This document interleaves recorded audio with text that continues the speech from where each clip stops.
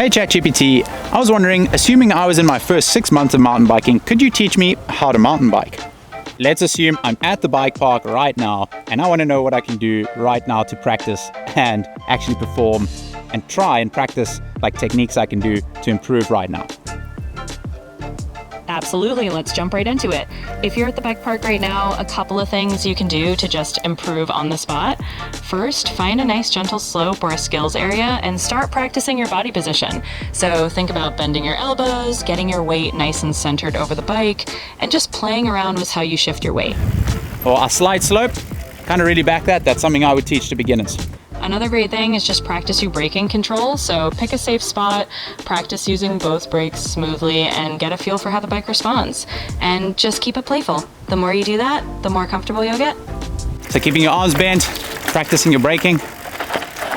I'm only going to give it a 5 out of 10 rating for that because you need to be a little bit more specific when learning to mountain bike. I would recommend doing front brake drills and rear brake drills separately and then combining them. So it could have been a little bit more specific, but maybe I'll ask it in the next prompt to be a bit more specific and let's see how it goes from there. All right, let's go to more advanced features. So we've just locked in our basic body position and we did some of the braking drills. What else at this level do you think while starting out would be good for me to learn right now? And you can be kind of specific. I want to know and see and just kind of test your knowledge a little bit. So another great thing to work on at this stage is cornering. You can find a gentle turn or berm and practice leaning the bike underneath you. So you're not just turning the handlebars, you're kind of leaning the bike while keeping your body a little more upright. That'll help you feel how the bike grips and flows through turns. Not bad. Good. I wouldn't say incredibly advanced. There's obviously a lot that goes into cornering over just leaning the bike over. So for this, I would say a good rating on when to learn it, but again, doesn't feel like it's that in depth. And then another fun drill is a little bit of a low speed balance drill. So you can practice track stands, which is just trying to balance on your bike without putting a foot down, even if it's just for a few seconds. All right, so next up, the track stand. Stopping, learning to get your feet up and just balancing. Definitely something I would teach to beginners. Actually, not even controversial at all. This is something that I feel is so important, is learning your balance early on in your riding. Maybe not as a high risk area as this, is doing it on top of a little wooden plank setup here. I don't even know what to call it. I just ran out of words right there. But definitely something I would say this is a good rating. The sooner you can learn to balance better on your bike, it's only going to benefit you further down in your riding. So 100% for this, I'm going to give it a better rating. I'm going to say 7 out of 10 for learning. Again, not giving it a good rating just because there's no real specifics of which brake to be using, etc. But overall, when to learn it, I back it. Okay, so far, not too bad, liking the advice. Let's see what we got next. Okay, thank you very much. Those are some pretty good drills up to my first 6 months. Now, I want to know if I was in my next 6 months to 18 months, what would you advise I start practicing next? Just remembering I'm at the bike park right now looking for drills to do to practice. And again, you can be as specific as possible. I want to know. Absolutely, let's level it up a bit. So if you're moving into that 6 to 18 month range and you're still at the bike park, this is a perfect time to start focusing on things like small drops and pumping technique. So one thing you can do is find a little drop or a roll down feature and start practicing getting comfortable with your front wheel coming off that drop and then your back wheel following smoothly. Nice and easy, nothing too hectic. That was a very basic roll off. So let's do it as a drop. Okay, so now slightly more speed coming through,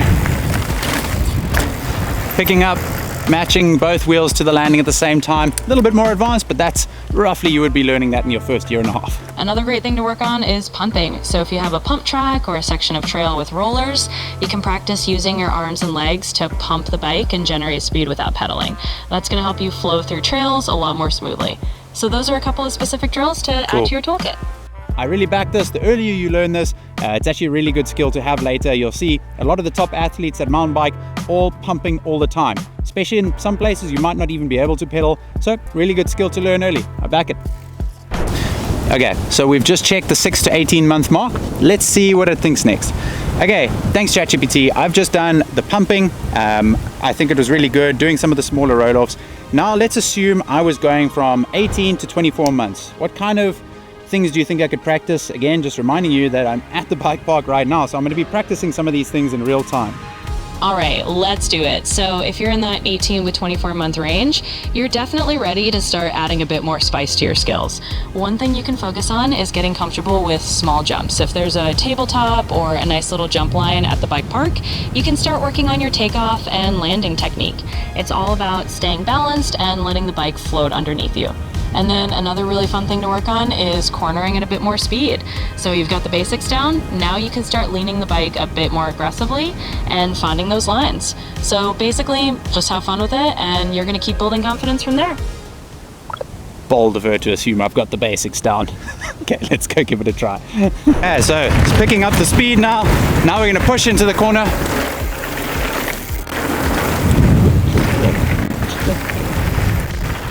These are lovely big corners.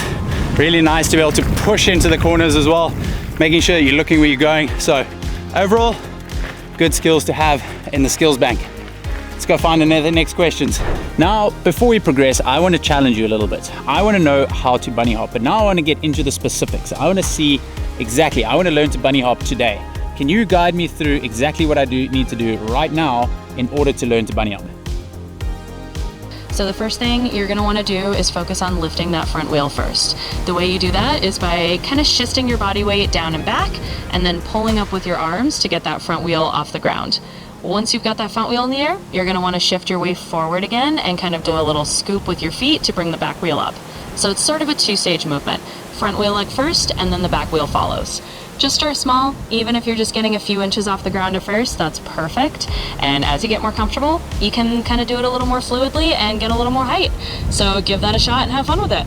All right, so gaining a bit of speed, down, back, scooping the feet and over.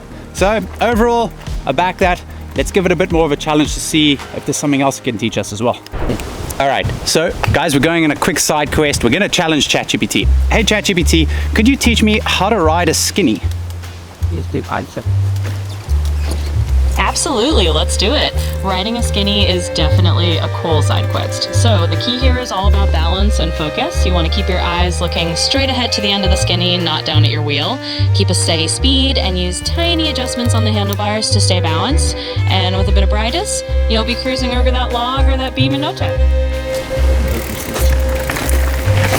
All right, so next up, we're on to the skinnies. Again, looking ahead is pretty good. You don't want to be looking too far ahead, but you know, balance is obviously pretty important with these kind of things. Oop. Maybe overcooking it a little bit, but so far so good. Kind of back it. Okay, so we basically locked in the bunny hop technique. I'm gonna see what it has next in store for us. Okay, ChatGPT, that was some good advice on the bunny hop. What else do you have for me? What other skill could you teach me right now in depth that would benefit me and is a little bit more advanced? Yeah, absolutely. Let's add another advanced skill into the mix. So if you're feeling good with bunny hops and you want something a little more advanced, let's talk about manuals.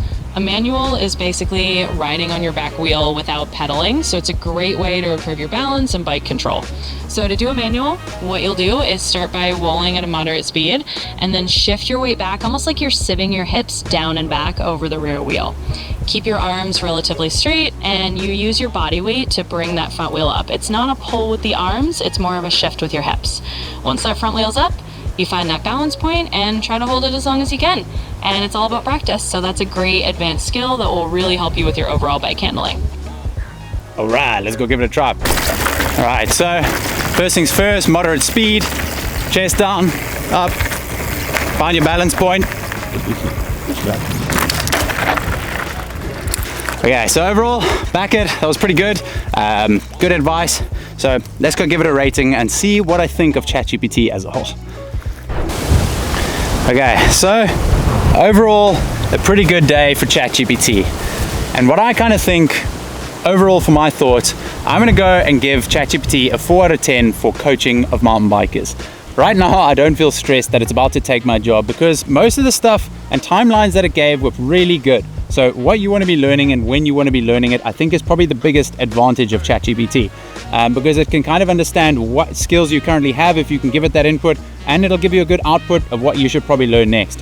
However, specifics and refining those skills, without the ability to see and get actual feedback on what you're doing on the spot, it's going to make it really hard to correct as you go.